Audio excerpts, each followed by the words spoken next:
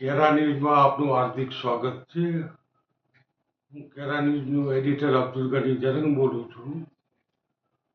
આજે આપણે જોઈશું આપણા કચ્છ જિલ્લામાં જે પાસપોર્ટ ઓફિસ બની છે, જે આપણા શાસક વિનોદભાઈ ચાવડાએ જે મહેનત કરીને જે ચાલુ કરાવેલ છે. એ પાસપોર્ટ ઓફિસની અંદર બધી જગ્યાએ અમદાવાદ, રાજકોટ એમાં આજે તમે એપ્લિકેશન કરો તો સમજી લો બીજા ત્રીજા દિવસે આપણે ડેટ મળે છે. તો આપણા ભુજ માટે 1-1.5 મહિનો રહીને પછી ડેટ મળે છે. તો એના માટે ખરેખર એ લોકો તંત્રને યોગ્ય કરવા વિનંતી.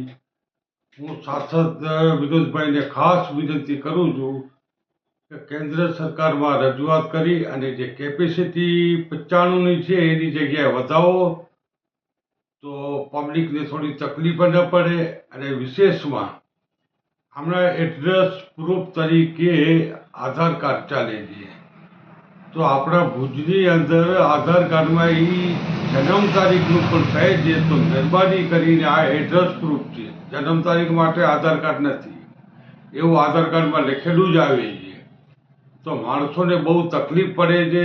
એના માટે યોગ્ય કરવા વિનંતી કરીએ છીએ અમે. આપણો કચ્છ જિલ્લો એનઆરઆઈ છે.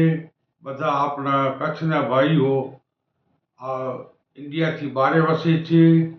કોઈ ગલ્ફમાં છે, લંડન છે, આફ્રિકા છે, ઓસ્ટ્રેલિયા છે, બધી જગ્યાએ વગેરે વગેરે માણસો આપણા છે.